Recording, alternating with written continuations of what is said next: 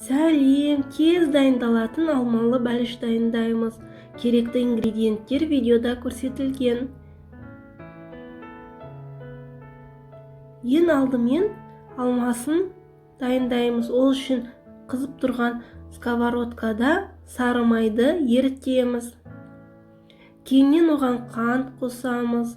Жақсылап араластырамыз. Ерігенше туралған алмаларды қосамыз. Жақсылап араластырамыз. Ванильді қант, мускатный орех қосып 5-7 минут бұқтырып қоямыз. Оған дейін құймағын дайындаймыз. Жұмыртқа, қаймақ, қантты қосып, жақсылап миксердің көмегімен араластырамыз. Құймағымыз дайын.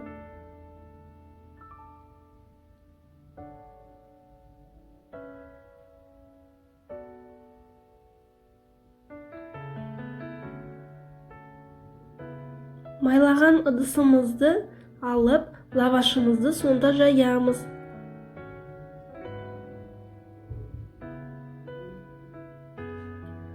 Алмаларымызды саламыз. Кейіннен қалған лавашымызды салып, құймағымызды құямыз. Бетін тағы да бір лавашпен жабамыз.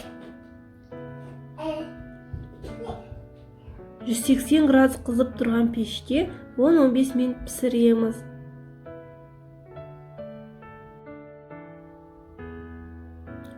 Бәлішіміз дайын.